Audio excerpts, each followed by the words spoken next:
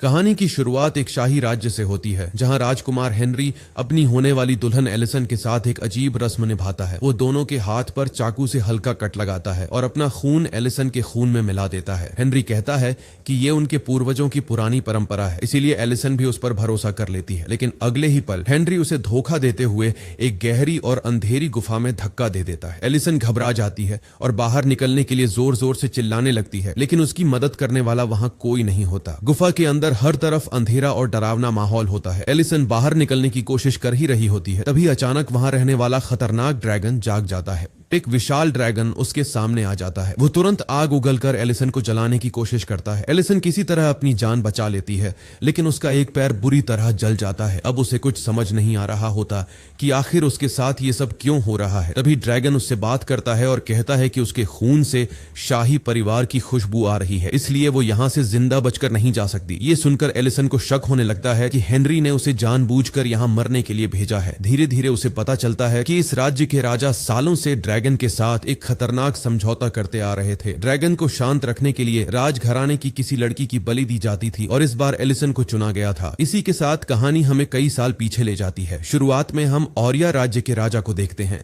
जो अपने सैनिकों के साथ एक ड्रैगन का पीछा कर रहा होता है। राजा का मानना था कि वो ड्रैगन उसकी प्रजा के लिए बहुत बड़ा खतरा है, इसलिए वो उसे खत्म करना चाहता था। कुछ देर बाद राजा और उसके सैनिक ड्रैगन की गुफा तक पहुंच जाते हैं, लेकिन जैसे ही वो अंदर जाते हैं अचानक ड्रैगन सामने आ जाता है। ड्रैगन अपने मुंह से भयानक आग निकालता है और देखते ही देखते कई सैनिक जलकर मर जाते हैं। उसके बाद वो एक एक करके बाकी सैनिकों को भी बेरहमी से मारने लगता है। ये सब देखकर राजा पूरी तरह डर जाता है। अपनी जान बचाने के लिए वो ड्रैगन के सामने घुटने टेक देता है और उससे रहम की भीख मांगने लगता है। फिर सीन कई सदियों बाद का दिखाया जाता है, जहां हम एक छोटे से राज्य की राजकुमारी एलिसन से मिलते हैं। एलिसन किसी आम राजकुमारी की तरह आराम की जिंदगी नहीं जी रही होती, बल्कि जंगल में लकड़ियां काट रही होती है। उसके साथ उसकी छोटी बहन फ्लोरिया भी होती है। दोनों की बातों से पता चलता है कि उनका राज्य बहुत बुरी हालत में है। खजाना लगभग खत्म हो चुका है, लोग भूख से मर रहे हैं और सर्दियां भी आने वाली हैं। इसलिए एलिसन अपनी प्रजा के लिए खाने और लकड़ियों का इंतजाम करने में लगी हुई थी। लकड़ियां काटते समय अचानक एलिसन की नजर एक शाही गाड़ी पर पड़ती है,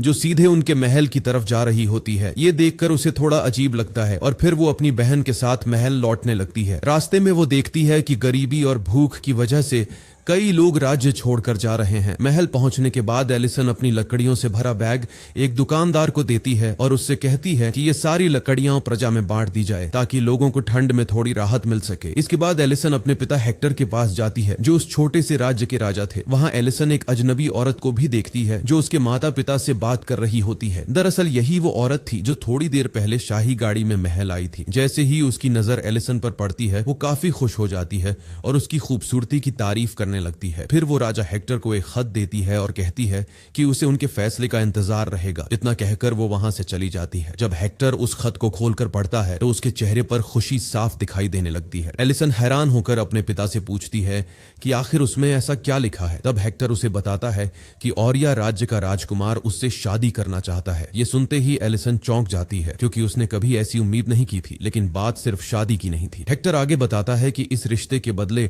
ऑरिया राज्य उनके राज्य को बहुत सारा धन देने वाला है, जिससे उनके राज्य की गरीबी और भूख खत्म हो सकती है। एलिसन अपने पिता से कहती है कि शादी किसी ऐसे इंसान से करनी चाहिए जिससे प्यार हो, सिर्फ पैसों के लिए नहीं। लेकिन हेक्टर उसे समझाने की कोशिश करता है। वो कहता है कि अगर वो ऑरिया राज्य की राजकुमारी बन गई तो उसकी जिंदगी पूरी तरह बदल जाएगी। वो अपनी माँ की तरह पूरी दुनिया घूम सकेगी और एक बेहतर जिंदगी जी पाएगी। यही हमें पता चलता है कि हेक्टर की पहली पत्नी की मौत हो चुकी है और अब वो अपनी दूसरी पत्नी हेलन के साथ रहता है। हालांकि हेलन सौतेली माँ थी, लेकिन उसने कभी भी एलिसन और उसकी छोटी बहन फ्लोरिया को यह महसूस नहीं होने दिया कि वो उनकी असली मां नहीं है। वो दोनों बहनों से बहुत प्यार करती थी। आखिरकार एलिसन अपने राज्य और अपनी प्रजा की हालत को देखते हुए इस शादी के लिए हाँ कर देती है। फिर अगले ही दिन वो अपने पूरे परिवार के साथ ऑरिया राज्य के लिए रवाना हो जाती है। कई घंटों के लंबे सफर के बाद आखिरकार एलिसन और उसका परिवार ऑरिया राज्य पहुंच जाता है। जैसे ही वो राज्य के अंदर आते हैं, एलिसन की नजर हर जगह लगी विशाल ड्रैगन की मूर्तियों पर पड़ती है। वो मूर्तियां इतनी बड़ी और डरावनी होती हैं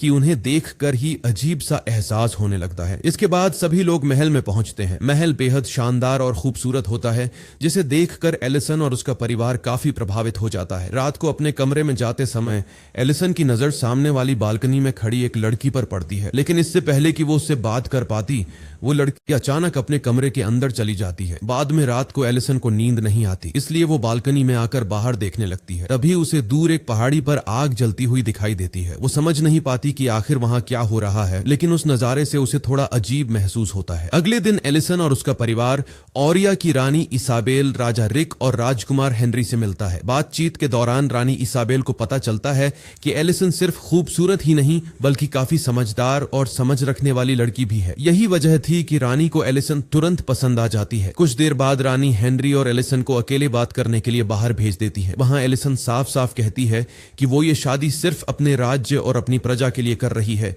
क्योंकि इस रिश्ते से उनके राज्य को मदद मिलने वाली है। लेकिन धीरे धीरे एलिसन को हेनरी अच्छा लगने लगता है, इसलिए वो उससे कहती है कि अब वो इस शादी से खुश है। इसके बाद हेनरी उसे पूरा राज्य घुमाने ले जाता है। तभी एलिसन उस पहाड़ी की तरफ इशारा करके पूछती है जहां उसने पिछली रात आग जलती देखी थी। इस पर हेनरी बताता है कि वो उनके राज्य की एक बहुत पुरानी रस्म थी जो शादी से पहले निभाई जाती है। वो ये भी कहता है कि शादी के बाद भी वही रस्म दोबारा की जाएगी। दूसरी तरफ महल में रानी इसाबेल एलिसन के पिता हेक्टर के साथ शादी को लेकर एक समझौता कर रही होती है, लेकिन जब हेक्टर वहां से बाहर आता है तो उसके चेहरे पर खुशी की जगह परेशानी साफ दिखाई दे रही होती है। हेलेन उससे पूछती है कि आखिर बात क्या हुई। तब हेक्टर भारी मन से बताता है कि ओरिया राज्य उनकी बेटी के बदले उन्हें बहुत सारा धन देने वाला है। ये सुनकर माहौल अचानक काफी गंभीर हो जाता है, जैसे इस शादी के पीछे कोई बड़ा राज छुपा हो। लेकिन हेलेन को शुरू से ही इस पूरे रिश्ते में कुछ गड़बड़ महसूस हो रही थी। उसे लग रहा था कि ओरिया राज्य के लोग कुछ छुपा रहे हैं, इसलिए वो हेक्टर से पूरी सच्चाई जानने की कोशिश करती है। मगर हेक्टर बहुत तनाव में होता है और गुस्से में उसे कुछ भी बताने से मना कर देता है। हेक्टर का ऐसा बर्ताव देखकर हेलेन की चिंता और बढ़ जाती है। इसके बाद हेलेन खुद रानी इसाबेल से बात करने चली जाती है, लेकिन वहां उसके साथ बहुत बुरा व्यवहार होता है। रानी इसाबेल उसे नीचा दिखाने लगती है और उसके गरीब परिवार का मजाक उड़ाती है। वो हेलेन को ताने मारते हुए कहती है कि शादी के बाद उनका परिवार तुरंत महल छोड़ देगा। रानी की बातें सुनकर हेलेन समझ जाती है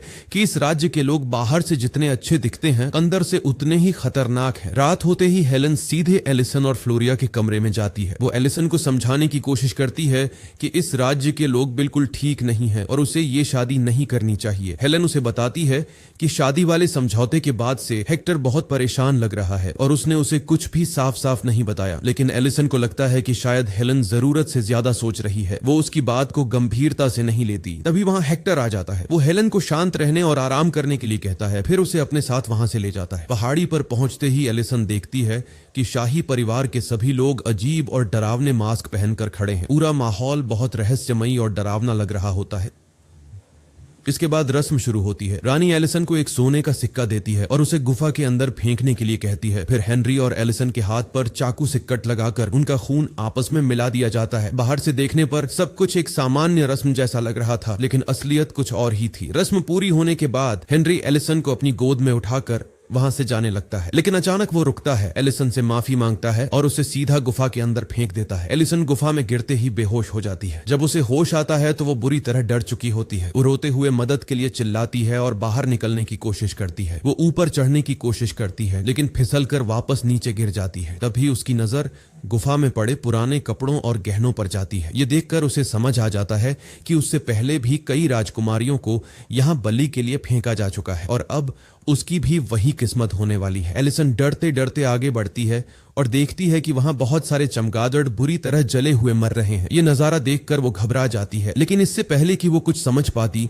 अचानक एक विशाल ड्रैगन उसके सामने आ जाता है। एलिसन तुरंत डरकर एक पत्थर के पीछे छिप जाती है। तभी ड्रैगन उससे उसका नाम पूछता है। उसकी भारी आवाज सुनकर एलिसन को एहसास होता है कि ये कोई मेल ड्रैगन नहीं बल्कि एक फीमेल ड्रैगन है और ये वही खतरनाक ड्रैगन था जिसे हमने कहानी की शुरुआत में देखा था। अब एलिसन डरते डरते उसे अपना नाम बताती है। तभी ड्रैगन गुस्से में कहती है कि उसे एलिसन के शरीर से शाही खून की बदबू आ रही है। ये सुनते ही एलिसन अपनी कटी हुई हथेली को देखने लगती है जहां हेनरी का खून उसके खून में मिला हुआ था। तभी उसे समझ आता है कि यही वजह है कि ड्रैगन उसे राजघराने का हिस्सा समझ रही है। ड्रैगन की बातें सुनकर एलिसन बुरी तरह डर जाती है और वहां से भागने लगती है। तभी ड्रैगन उस पर आग से हमला कर देती है। एलिसन किसी तरह भागकर एक छोटी गुफा में छिप जाती है और आग से बच जाती है, लेकिन वहां पहुंचकर उसकी नजर एक लड़की की लाश पर पड़ती है। ध्यान से देखने पर उसे समझ आता है कि ये वही लड़की है जिसे उसने महल की बालकनी में देखा था। यानी हेनरी ने एलिसन से पहले भी किसी लड़की से शादी की थी और फिर उसे भी इसी गुफा में बलि के लिए छोड़ दिया गया था। कुछ देर बाद ड्रैगन उस गुफा तक भी पहुंच जाती है और फिर से आग उगलकर हमला करने लगती है। एलिसन जान बचाने के लिए वहां से भी भागती है, लेकिन इस दौरान उसका पैर बुरी तरह जल जाता है। दर्द से तड़पने के बावजूद वो हार नहीं मानती। वो अपने कपड़े फाड़कर जले हुए पैर पर बांध लेती है ताकि खून बहना रुक जाए। इसके बाद वो अपने लॉकेट में जलता हुआ कोयला रख लेती है ताकि अंधेरी गुफा में उसे थोड़ा उजाला मिल सके। अब एलिसन धीरे धीरे गुफा के अंदर रास्ता ढूंढने लगती है। तभी उसे एक बहुत पतला रास्ता दिखाई देता है। वो हिम्मत करके उस रास्ते पर आगे बढ़ती है, लेकिन कुछ दूर जाते ही उसका पैर फिसल जाता है और वो एक गहरी खाई में गिर पड़ती है। गिरने की वजह से वो बुरी तरह घायल हो जाती है। फिर भी वो किसी तरह खुद को संभाल कर खड़ी हो जाती है। तभी उसे दूर नीले रंग की हल्की रोशनी दिखाई देती है और साथ ही बाहर जाने जैसा एक रास्ता भी नजर आता है। लेकिन उस रास्ते तक पहुंचने के बीच एक बड़ी खाई थी। बाहर निकलने की उम्मीद में एलिसन पूरी ताकत लगाकर छलांग मारती है, लेकिन उसका हाथ किनारे तक नहीं पहुंच पाता और वो दोबारा नीचे गहरी खाई में गिरने लगती है। जैसे ही वो गहरी खाई में गिरने लगती है, वो जल्दी से चाकू निकालकर पत्थर में घुसा देती है। चाकू चट्टान में अटक जाता है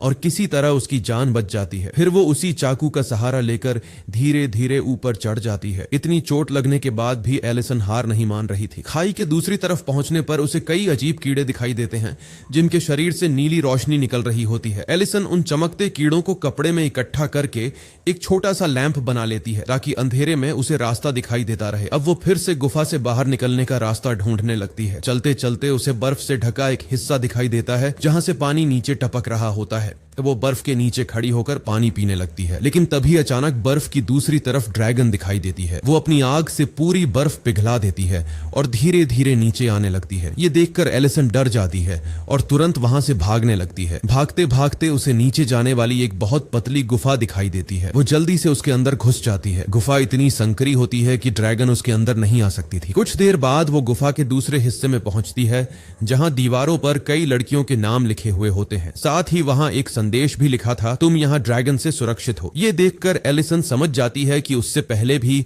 कई मासूम लड़कियों को यहाँ बलि के लिए भेजा गया था। यानी रानी इजाबेल सालों से यही खेल खेलती आ रही थी और हर बार किसी नई लड़की को मौत के मुंह में धकेल देती थी। अब दर्द और थकान की वजह से एलिसन की आंख लग जाती है। नींद में उसे उन सभी लड़कियों के डरावने सपने आने लगते हैं जिनके नाम दीवार पर लिखे हुए थे। ऐसा लग रहा था जैसे वो सब उससे मदद मांग रही हों। डरकर एलिसन अचानक जाग जाती है। जागने के बाद वो देखती है कि नीली रोशनी वाले कीड़े उसके जले हुए घाव पर बैठे हुए हैं। पहले तो वो घबरा जाती है और उन्हें हटाने लगती है, लेकिन तभी उसे एहसास होता है कि उसके पैर का घाव लगभग ठीक हो चुका है। ये देखकर एलिसन हैरान रह जाती है। फिर वो उन्हीं कीड़ों की मदद से अपने हाथ का घाव भी ठीक कर लेती है। इसके बाद वो उन चमकते कीड़ों को दोबारा कपड़े में रख लेती है और आसपास ध्यान से देखने लगती है। तभी उसकी नजर दीवार पर बने एक नक्शे पर पड़ती है। लगता था कि ये नक्शा उन लड़कियों में से किसी ने बनाया था जो पहले यहाँ फंस चुकी थी। एलिसन उस नक्शे को ध्यान से पढ़ती है और उसमें बताए रास्ते पर आगे बढ़ने लगती है। कुछ दूर चलने के बाद आखिरकार उसे सूरज की हल्की रोशनी दिखाई देती है। इतने समय बाद बाहर की रोशनी देखकर उसके अंदर उम्मीद जाग जाती है, लेकिन वहां तक पहुंचने के लिए उसे नुकीले क्रिस्टल वाली खतरनाक दीवार पर चढ़ना पड़ता है। वो हिम्मत करके चढ़ना शुरू करती है।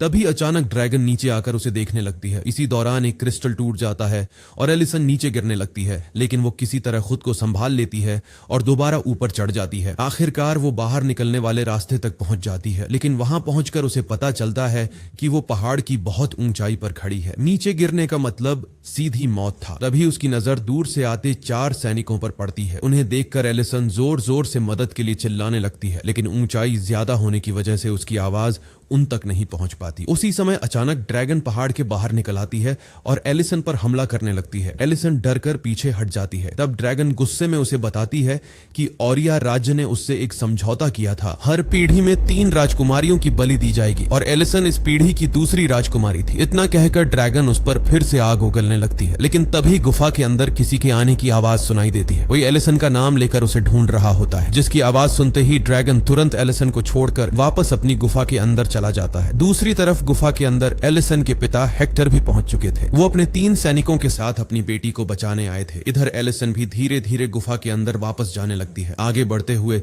उसकी नजर एक ऐसी जगह पर पड़ती है जहां चारों तरफ बहुत सारा सोना बिखरा हुआ था, लेकिन सबसे डरावनी चीज थी वहां पड़ी ड्रैगन के 3 बच्चों की हड्डियां। ये देखकर एलिसन को अचानक पूरी सच्चाई समझ आ जाती है। सदियों पहले जब औरिया राज्य का राजा इस गुफा में आया था, तब उसने ड्रैगन के बच्चों को मरवा दिया था। अपने बच्चों की मौत देखकर ड्रैगन गुस्से में पागल हो गई थी और उसने राजा के लगभग सभी सैनिकों को मार डाला। लेकिन जब राजा ने अपनी जान बचाने के लिए उसके सामने घुटने टेक दिए, तब ड्रैगन ने उससे एक सौदा किया। उसने कहा कि राजा के वंश की हर पीढ़ी से 3 राजकुमारियों की बलि उसे दी जाएगी, ताकि वो धीरे धीरे पूरे राजघराने से बदला ले सके। लेकिन असली धोखा यही था। औरिया राज्य ने कभी अपनी असली राजकुमारियों को ड्रैगन के हवाले नहीं किया। वो गरीब राज्यों की राजकुमारियों से अपने राजकुमारों की शादी करवाते थे। फिर शादी की रस्म के दौरान उनके हाथ पर राजकुमार का खून लगाकर उन्हें गुफा में फेंक देते थे, क्योंकि ड्रैगन शाही खून की पहचान कर सकती थी।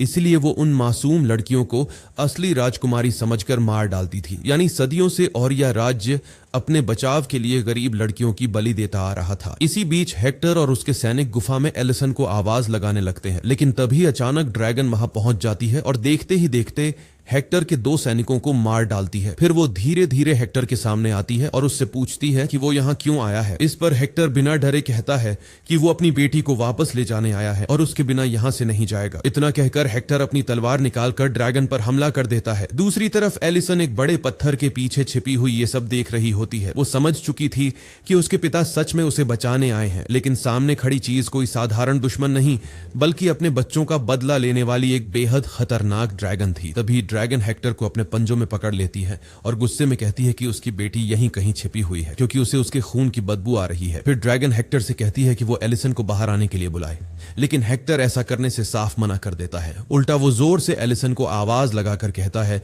कि वो किसी भी हालत में ड्रैगन के सामने ना आए। इसके बाद हेक्टर रोते हुए एलिसन से माफी मांगने लगता है, लेकिन ड्रैगन हेक्टर की एक नहीं सुनती और उसे मार देती है। अपने पिता की मौत देखकर एलिसन टूट जाती है और रोने लगती है। तभी ड्रैगन उसकी आवाज सुन लेती है और धीरे धीरे उसकी तरफ बढ़ने लगती है। इसी बीच हेक्टर का बचा हुआ सैनिक डरकर वहां से भागने की कोशिश करता है। ड्रैगन तुरंत एलिसन को छोड़कर उस सैनिक के पीछे चली जाती है। एलिसन इस मौके का फायदा उठाकर जल्दी से अपने पिता के पास पहुंच जाती है। अपने पिता को खोकर एलिसन पूरी तरह टूट जाती है, लेकिन तभी उसकी नजर पास पड़ी रस्सी पर जाती है। वो तुरंत उस रस्सी की मदद से ऊपर चढ़ने लगती है। उधर ड्रैगन उस आखिरी सैनिक को भी मारकर वापस लौट आती है और एलिसन को भागते हुए देख लेती है। गुस्से में वो उसके ऊपर आग बरसाने लगती है, लेकिन एलिसन किसी तरह बचते बचाते गुफा से बाहर निकल आती है। बाहर आते ही वो अपने पिता का घोड़ा लेकर वहां से भागने लगती है। तभी ड्रैगन भी गुफा से बाहर निकल आती है। ये देखकर एलिसन जल्दी से घोड़े से उतरकर एक बड़े पत्थर के नीचे छिप जाती है। कुछ देर बाद ड्रैगन वहां पहुंचती है और दौड़ते हुए घोड़े को देखकर उसे ही एलिसन समझ लेती है। वो आग उगलकर घोड़े को जला देती है, लेकिन जब उसे एलिसन कहीं दिखाई नहीं देती तो वो गुस्से में पूरी पहाड़ी को आग से जलाने लगती है। चारों तरफ आग और धुआं फैल जाता है, जबकि एलिसन चुपचाप पत्थर के नीचे छिपी अपनी जान बचाने की कोशिश कर रही होती है। दूसरी तरफ जब रानी इसाबेल पहाड़ को जलते हुए देखती है तो उसे समझ आ जाता है कि एलिसन किसी तरह गुफा से जिंदा बाहर निकल गई है। अब उसे डर था कि ड्रैगन गुस्से में पूरे राज्य को तबाह कर देगी, इसलिए वो ड्रैगन का गुस्सा शांत करने के लिए एलिसन की छोटी बहन फ्लोरिया को बलि देने का फैसला करती है। रानी तुरंत अपने सैनिकों के साथ जहाज की तरफ जाती है, जहां हेलन और फ्लोरिया मौजूद थे। वहां पहुंचकर सैनिक फ्लोरिया को पकड़ लेते हैं। हेलन उसे बचाने की कोशिश करती है, लेकिन रानी इसाबेल उसे चाकू मार देती है, जिससे वो बुरी तरह घायल हो जाती है। इसके बाद रानी फ्लोरिया को जबरदस्ती अपने साथ लेकर चली जाती है। अगले दिन एलिसन पत्थरों के नीचे से बाहर निकलती है, तभी उसे घायल हालत में हेलन दिखाई देती है। हेलन किसी तरह एलिसन को बताती है कि रानी फ्लोरिया को ड्रैगन के हवाले करने जा रही है। ये सुनते ही एलिसन बिना समय गंवाए अपनी बहन को बचाने के लिए वापस गुफा की तरफ दौड़ पड़ती है। उधर गुफा में रानी इसाबेल फ्लोरिया की हथेली काटकर रस्म पूरी करने वाली होती है, लेकिन इस बार हेनरी खुद उसे रोकने की कोशिश करता है। शायद अब उसे अपनी गलतियों का एहसास होने लगा था, लेकिन रानी किसी की नहीं सुनती। वो अपनी ही हथेली काटकर अपना खून फ्लोरिया के हाथ में मिला देती है और उसे गुफा के अंदर फेंक देती है। नीचे ड्रैगन फ्लोरिया को पकड़ लेती है, लेकिन उसे मारती नहीं। उसे पूरा यकीन था कि एलिसन अपनी बहन को बचाने जरूर आएगी। कुछ देर बाद एलिसन भी गुफा में पहुंच जाती है। वहां पड़े पुराने हथियारों और टूटे सामान नौजवान की मदद से वो एक जाल तैयार करती है ताकि ड्रैगन का ध्यान भटका सके। फिर वो उसी जगह पहुंचती है जहां उसके पिता की लाश पड़ी हुई थी। अपने पिता को देखकर उसकी आंखें भर आती हैं, लेकिन वो उनकी तलवार उठा लेती है और ड्रैगन की तरफ बढ़ने लगती है। उधर ड्रैगन अपने मरे हुए बच्चों की हड्डियों को देखते हुए गुस्से में कह रही होती है कि इंसानों ने उसके बच्चों की जिंदगी छीन ली थी और अब वो पूरे राजघराने को खत्म करके अपना बदला लेगी। तभी एलिसन का बनाया हुआ जाल अचानक नीचे गिरता है और तेज आवाज होने लगती है। ड्रैगन उस आवाज की तरफ भागती है। एलिसन इसी मौके का फायदा उठाकर फ्लोरिया के पास पहुंच जाती है और उसे लेकर भागने लगती है, लेकिन तभी ड्रैगन वापस लौट आती है और दोनों बहनों को देख लेती है। तब एलिसन चिल्लाकर ड्रैगन से कहती है कि वो गलत लोगों से बदला ले रही है। वो असली राजकुमारी नहीं है और ना ही उसका परिवार उस शाही वंश का हिस्सा है जिसने उसके बच्चों को मारा था। लेकिन गुस्से में भरी ड्रैगन उसकी कोई बात नहीं सुनती और उस पर आग से हमला कर देती है। खुद को बचाने के लिए एलिसन ड्रैगन के मुंह में तलवार घुसा देती है और फ्लोरिया के साथ नीचे पानी में कूद जाती है। इस दौरान उसका हाथ बुरी तरह जल जाता है, लेकिन फिर भी वो अपनी बहन को बचाकर आगे बढ़ती रहती है। इसके बाद ड्रैगन गुस्से में एलिसन के पास आ जाती है और उसे अपने पंजों में पकड़ लेती है। फिर वो अपने नुकीले नाखून उसके पेट में घुसा देती है,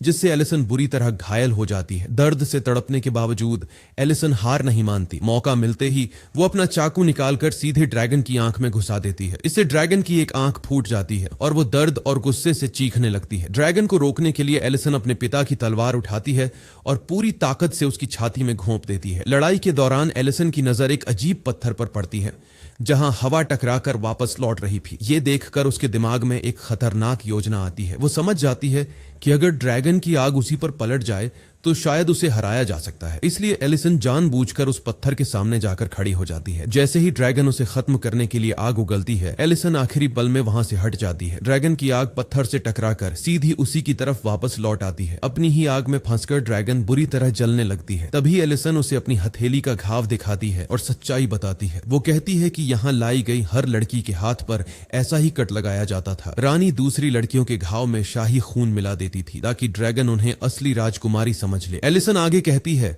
कि वो जानती है कि ओरिया राज्य के लोगों ने उसके बच्चों को मारा था, लेकिन बदले में उसने भी कई मासूम लड़कियों की जान ले ली। ये सुनकर पहली बार ड्रैगन शांत हो जाती है। दर्द और पछतावे में वो एलिसन से कहती है कि अब वो उसे मार दे, लेकिन एलिसन ऐसा नहीं करती। वो उन नीले चमकते कीड़ों को ड्रैगन के घावों पर छोड़ देती है। धीरे धीरे ड्रैगन के सारे घाव भरने लगते हैं और वो पूरी तरह ठीक हो जाती है। कुछ समय बाद एलिसन वापस महल पहुंचती है। वहां वो देखकर हैरान रह जाती है कि हेनरी अब तीसरी शादी कर रहा था, यानी वो फिर किसी नई लड़की को बलि देने वाला था। तभी एलिसन तुरंत उस नई राजकुमारी के पास जाती है और उसे अपनी जान बचाकर वहां से भागने के लिए कहती है। साथ ही एलिसन महल में मौजूद सभी लोगों को चेतावनी देती है कि जिसे भी अपनी जान प्यारी है वो तुरंत वहां से भाग जाए। लेकिन रानी इसाबेल गुस्से में उसकी बात का मजाक उड़ाने लगती है। वो कहती है कि सिर्फ उस मॉन्स्टर से बचकर वापस आ जाने का मतलब ये नहीं कि पूरा राजघराना उससे डर जाएगा। रानी अब भी अपने घमंड में अंधी हो चुकी थी और उसे लग रहा था कि हमेशा की तरह इस बार भी सब कुछ उसके कंट्रोल में रहेगा। लेकिन इससे पहले कि एलिसन कुछ समझा पाती,